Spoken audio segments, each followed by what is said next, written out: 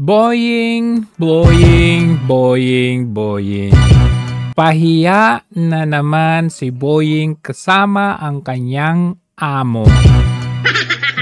Balikan natin itong palabas, show, dog show, magmula pa noong una, Feb 28, 2024. Anong sabi ni Remulla? Justice or DOJ Secretary Crispin Remulla revealed on Wednesday, February 28, that Interpol has already issued a red notice. The red notice, it stated that Teves Jr. is wanted for murder charges and has been designated as terrorist in the Philippines. The DOJ believes Arnie Teves would not succeed in seeking an asylum in Timor-Leste.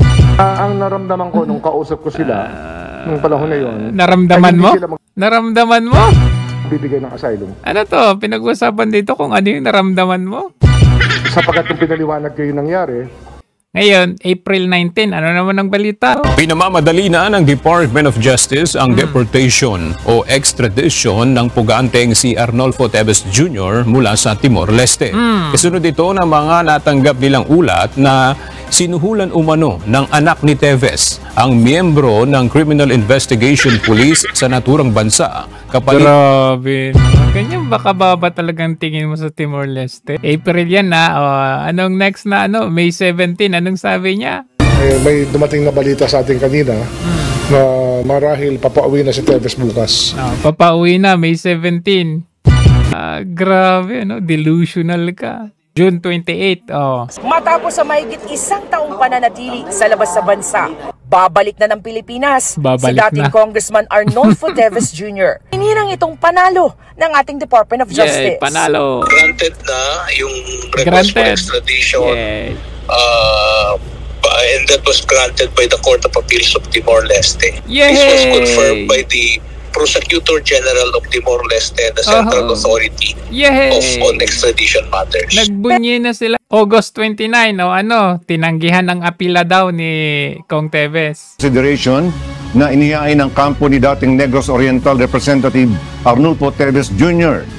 Nangangahulugan naman ito ng pagpabor sa kahilingan ng pamahalaan ng Pilipinas na Panay kayo paasa, pauwin na. extradition para sa dating mambabatas. Ayon kay Justice Secretary Crispin Remulla, ang naturang desisyon ay isang malaking hakbang sa pag-usad ng hustisya. Ano man ang ito dapat kinakasuhan ng fake news August yan. Ano pang sumunod? September. Di na magtatagal at mapapauwi na rin sa bansa ang pugante at dating kongresista na si Arnolfo Arnie Teves Jr. I don't think that the president of Timor-Leste wants him to stay any longer. Ayusin mo muna yung buhok mo. Ano ba? Para kang si Marcos na tumatayo yung buhok. Naligo ka ba? Tingnan mo nga yung buhok mo. Timor-Leste wants him to stay any longer. So, ready na po tayo. Maligo ka muna. September yan September. Ito, December na. December, ito lang. Dito lang December. Beses pa kayo pinagbibigyan. Na muling pinagbigyan ng Timor-Leste ang hiling ng pamahalaan ng Pilipinas na extradition o pauwiin sa Pilipinas sa dating Negros Oriental Congressman Arnolfo Arnie Teves Jr. Ayon sa Department of Justice, nagpapasalamat sila sa desisyon ng Timor-Leste pabor sa request ng Pilipinas. Nagpapasalamat ito lang December, nagpapasalamat kayo. Tapos ngayong araw na to. Galit kayo. Ng pasyang ito, mahaharap na rin ni Teves sa mga kasong murder. December yan tapos December 6. Anong sabi ni Clavano? Naligo kaya to? Timeline right now, given that the periods are still open for the appeal. Kaya po siguro, as we are just a participant and a party in the case, we will just have to comply with the periods given to us and to the other party. We are coordinating with our counterparts in Timor-Leste to make sure that we are following the right process. Kasi ang gusto natin mangyari ay wala na po silang masabi dito sa proseso na ito. At wala silang masabi o kayo yung wala nang masay ngayon dahil bokya? At lahat po ng hakbang para mauwi si Ginoong Teves. Naniniwala ang DOJ na hindi na babaguhin ng Timor-Leste Court of Appeal ang desisyon nito. Kampante Ito na ang pangalawang pagkakataon na ginawa ang paglilitis sa extradition case ni Teves. Sa unang trial ay pinagbigyan ang hiling ng Pilipinas na pauwiin. Sa unang trial pinagbigyan. Tapos ngayon naman pinagbigyan. Ang dating mambabatas, ngunit dineklarang null and void o walang bisa matapos questionin ng kampo ni Teves. Sa 3 judge ng korte, 2 lang ang may partisipasyon nito. Sa pangalawang paglilitis, kasama na ang 3 huwes at ang desisyon ay 2-1 o 2 ang bumoto na payagan ang extradition at isa na... So, you have to take note may due process dito may korte, may labanan sa korte dito, pinagbobotohan pa ng mga judges, So, kahit na alam yun, merong Interpol, pinahuli dito, dadaan pa rin sa korte doon sa Timor-Leste. We have engaged a counsel from Timor-Leste to help us with the whole process. Sa tingin ho natin, ito na po yung pinaka-last opportunity kung meron man sila. Pinaka-last opportunity. Anong nangyari?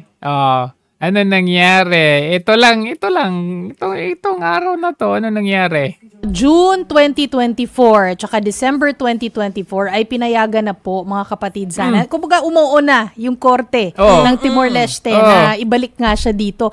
Yung una kasi, nung pumayag po yung korte doon, ay umapela itong kampo ni Teves. So kinailangan... Which is yun yung tamang proseso. Pag may decision, pwede ka pang umapila. Ulit ng 2 kampo, 2 panig, na magsabit ng ebidensya. Ulit. Ebidensya. So, inapprove na naman yung extradition niya dito noong December 2024. Umapela na naman si Teves. Ngayon na nga. Yung una, yung secretary po kasi. Secretary. Ang sinabi niya, ang kanyang claim po ay dinetain siya na tapos psychologically and physically siya na harass doon. Yes. Oo. Yan ang isa. Tapos yung pangalawa, meron pong mga witness, di ba? I think nung 2023 ay nirecant nila. May nag-recant.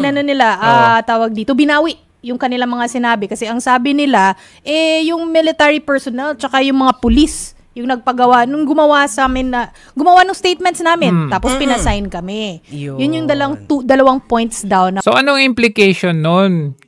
While the Philippine government asked the Timor-Leste to process the extradition, pumayag ang Timor-Leste. Kumbaga, under the decision ng mga judges sa Timor-Leste, pumayag sila dun sa extradition. But then, the camp of Kong Teves ay naghain sila or nag-file sila ng petition or appeal. Umapila sila. Which is, yun yung proseso. Tinanggap ulit ng korte ng Timor-Leste. And then, they have come up to court decision, na hindi payagan yung extradition. And then, umapila ang gobyerno ng Pilipinas. Okay? Na kailangan extradite natin to kasi designated na terrorist na yan sa aming bansa. Ang Timor-Leste, hindi basta-basta naniniwala.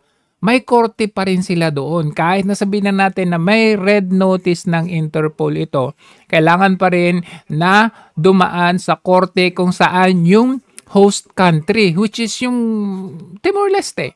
So, pagkatapos umapila ng government doon sa winning decision ng apila ng camp ni former Kong Teves, okay. Okay na naman. Nag-okay na naman yung Timor-Leste doon sa extradition, which is nitong December 2024. Umapila na naman si Kong Teves. Itong last na apila, eto na, panalo na. Kaya itong si DOJ Remulla, umiiyak na. Kahapon umiiyak siya. Anong ginawa niya? Pagkatapos siyang tulungan ng gobyerno ng Timor-Leste, ay sinisiraan na niya ang Timor-Leste. Alalahanin mo, DOJ ka, may proseso. And which is, sa sariling bansa natin, kayo mismo na Department of Justice, DILG, hindi ninyo sinusunod ang proseso under our own constitution. And look at Timor-Leste. Kahit na dinesignate yung terorista yung tao, may proseso pa rin sila under their own constitution. File, may decision, apila, may appeal, apila, may decision, may apila. Kumbaga labanan yan sa korte. Not because merong Interpol notice, ay kailangan na nilang mag-comply sa bansang Pilipinas. Both Philippines, Timor-Leste, member ng Interpol. Pero hindi ibig sabihin na mag-comply ka doon. Taliwas dito sa sinabi ni Marcos Jr. Yun lamang, hindi natin mahindian ang Interpol. Pag sinabi sa atin, tulungan nyo kami, kailangan namin kunin itong taong ito.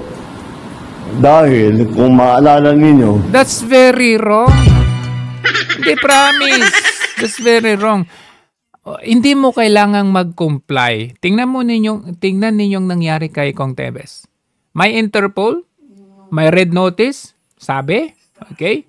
Hinuli siya. Pero anong ginawa nung hinuli? Hindi siya dinala sa Pilipinas kaagad-agad. Saan siya dinala? Na-detain siya. And then, kailangan mo na siya dinggin sa korte kung saan state siya nahuli na member ng Interpol. Which is, saan yun? Sa Timor-Leste. Ginawa ba ng Pilipinas yan? Anong ginawa nila? Nung hinuli through Interpol si Tatay Digong, anong ginawa nila? Dinala kaagad sa The Hague. Dinala sa The Hague. Ano bang dapat nilang gawin? Gayahin na sana nila ang ginawa ng Timor-Leste. Anong ginawa ng Timor-Leste nung hinuli si Kong Teves? Dalhin mo na sa korte kung saan siya hinuli na member ng Interpol. Ano yun? Timor-Leste. Anong ginawa ng Pilipinas? Hinuli si Tatay Digong, dinala doon mismo sa airport, wala pang 12 hours, hindi pinagbigyan na dapat dinggin sa korte. Kung merong probable cause talaga, yung warrant of arrest na inilabas ng ICC, anong ginawa nila? Hindi pinagbigyan. Not even makausap yung kanyang anak, na kanyang counsel, hindi pinagbigyan, pinalipad kaagad, andun na sa The Hague ngayon. Kaya sinungaling itong si Marcos Jr. Sasabi na we have to comply. Para ano? Ano sabi mo? Para? Lahat ng mga tumakas dito sa Pilipinas, kagaya ni Alice Go, kagaya ni Arnie Teves. Asan si Arnie Teves? Ano nangyari? Ito, umiiyak na si Timor-Leste, si Pawikan. Si DOJ Remulla. Anong sabi niya? Sinisiraan na yung Timor-Leste. Sino may corruption doon? I think that there is so much corruption in the criminal justice system now. Just like ours? Worse. Mas worse daw yung Timor-Leste. Alam mo ba? Alam mo ba yung Timor-Leste? Mas maliit na bansa yan. Di hamak na mas maliit na bansa kaysa sa Pilipinas. Pero, kahit nasabihin natin na mas mahirap ang Timor-Leste, alam mo ba sa Timor-Leste, yung mga tao at mamamayan doon, kontento sila sa buhay. Hindi lang kontento. Alam mo pala, ang kita ng Timor-Leste, pag pinaghati-hati mo yan, pag pinaghati-hati mo ang pera ng Timor-Leste sa bawat mamamayan ng taga Timor-Leste, meron silang tag $12,000 per tao po yan. Ano ibig sabihin yan? Surplus. Yung sobra sa kita ng gobyerno sa pera or kaban, pera ng taong bayan. Anong ginagawa ng gobyerno? Pinaghahati-hatian at ibinabalik sa taong bayan. Sa Pilipinas, kapag may sobra, kung meron mang sobra, kahit ka wala pang sobra sa Pilipinas, pinaghahati-hatian na ng mga kawatan, ng mga buhaya. True, sa project kuno, sa mga ganito-ganyan, dyan sa budget. O, tingnan ninyo, ilan na yung natira sa budget natin? Wala na, yung 6.3 trillion natin, wala na. Ang nagastos na ngayon is 4 trillion, if I'm not mistaken. Pero sa Timor-Leste, pag pinaghati mo ang pera, ang surplus ng buong government, merong kanya-kanyang $12,000 sa bangko ng bawat taga Timor-Leste. Kaya huwag mong sabihin yung corruption na yan. At alam mo, para akusahan mong corrupt ang Timor-Leste. Alam mo ba sa Timor-Leste? Hindi na kailangan ng PhilHealth. Yung kagaya sa atin na PhilHealth na kinurap pa ng gobyerno ngayon, na binawasan ng subsidiya or whatever, sa Timor-Leste hindi na kailangan ng PhilHealth. Bakit? Libre! Libre ang medical expenses ng bawat Timor-Leste. Ayaw mo maniwala, magtanong ka o kaya pumunta ka doon at subukan mong manirahan doon. According to our source, ganon sa Timor-Leste. Alam mo yung sahod sa Timor-Leste, mas mababa pa sa Pilipinas. Pero alam mo, mas nabubuhay pa sila ng tama kaysa sa Pilipinas. Bakit? Kasi yung mga bilihin, mura. At saka, yung malaking bawas kasi yung medical expenses natin pag na-hospital ka. You could imagine sa Pilipinas, okay, kahit mataas yung sahod mo, pag ikay nagkasakit, talagang madidrain ka. Kaya malaking epekto sa pamumuhay ng bawat Timor-Leste yan kasi hindi na sila kailangan magbayad sa kanilang gastusin sa ospital. So kahit mababa ang sahod di hamak sa Pilipinas, kaya pa rin nilang mabuhay. Unlike sa atin, mahal na ngayong bilihin, hindi pa libre yung mas malaki pa yung bayarin mo sa ospital, pinagbabayad tayo ng malaking kontribusyon sa PhilHealth, tapos kukurakutin lang nila, ibubulsa pa nila, binenta pa yung gold reserve natin. Dinadaya at ginugoyo tayo sa budget. Kaya wag mong sabihin na worse ang corruption sa Timor-Leste kaysa sa Pilipinas. Tumira ka doon ng kahit 1 taon. Saka tingnan mo yung nila, yung leader nila doon. Ito lang ito. Merong balyena na namatay sa kanilang karagatan. Ayan, ito prime minister nila nakalusong sa dagat. Alam mo bang mabaho yan? For a prime minister ganito katanda, nandun siya sa field, nandun siya kaagad. Kapag may bagyo, nandun kaagad. Hindi kagaya ng presidente ngayon na kailangan daw hintayin pang humupa, hintayin pang ganito matagal, bago daw pupunta doon, bago magbibigay ng emergency help. Pero dito, tingnan mo, immediately, ito lang to, nitong May 16 lang. Andyan, mabaho kaya yan. Di hamak na malayo ang Timor-Leste kaysa sa Pilipinas. Kahit sabihin na natin, okay, syempre, mas mataas yung GDP nila kasi mas mataas yung GDP natin kasi mas tayo. Mas malaki yung population natin. Pero when it comes to sa antas ng pamumuhay ng mamamayan ng Timor-Leste, mas kontento sila kaysa sa atin. Tapos, when it comes to justice system, for you to tell, taliwas dito sa ginawa ni Marcos Jr. administration na ito. Nakita ninyo, a year ago, sabi ninyo, mapapauwi na si former Kong Teves. Fake news. Bakit? Kasi may proseso. When it comes to justice system, may fair trial sa Timor-Leste. Hindi ibig sabihin na nagsumbong kayo sa Interpol at may red notice at sinabihan ninyo ang Timor-Leste government, pagbibigyan kayo. Hindi po, kailangan nilang sumunod sa proseso. Kailangan dinggin mo na sa competent court na hindi ginawa ni Marcos Jr. kay Tatay Digong na dinala kaagad sa dahig. Ganyan kakurap ang Pilipinas compare sa Timor-Leste. Ngayon, hindi kayo pinagbigyan dahil natalo kayo sa labanan sa korte sa Timor-Leste, sisiraan mo na itong Timor-Leste. Sa Timor-Leste kasi, may time frame yung hearing dyan. Hindi kagaya natin na wala talagang time frame sa Timor-Leste, I think about 2 years yung time frame na pagdinig whether ano yung decision. I think 1 year to 2 years ang decision yan. Sa atin, nakakulong ka for how many years, saka mo palang makukuha yung sentensya. So, alam mo yun, itong nangyari nito, it's a victory for Kong Teves na hindi pinagbigyan or natalo. Basically, natalo si Remulla dito at ng Marcos administration, napauwiin si former Kong Teves. Ngayon, it's like, alam mo yun, yung parang dati, yakap-yakap ni Remulla ang Timor-Leste. O, parang girlfriend yan. May girlfriend siya, yakap-yakap niya, ang bango-bango, kahit amoy yun yung puwet niya, mabango. Pero nung hindi na siya pinagbigyan, abay sinisiraan na. Ganyan ang ginawa ni Remulla.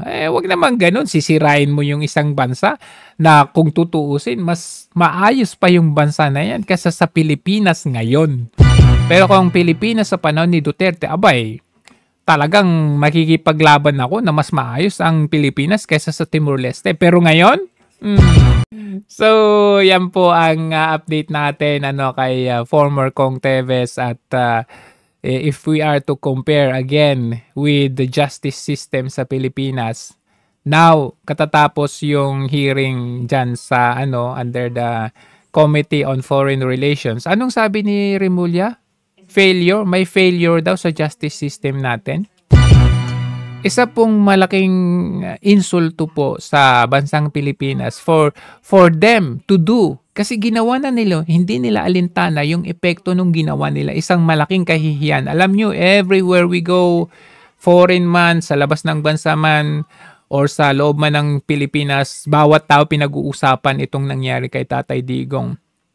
Dahil kung i-compare natin kay Kong Teves, the Timor-Leste government, they have followed the due process when it comes to this, like this and that. Fair trial, kumbaga. Sa atin, anong ginawa? Very politically motivated. Dahil hindi talaga malayong isipin na ang talagang plano nila dito is to bring down the Dutertes.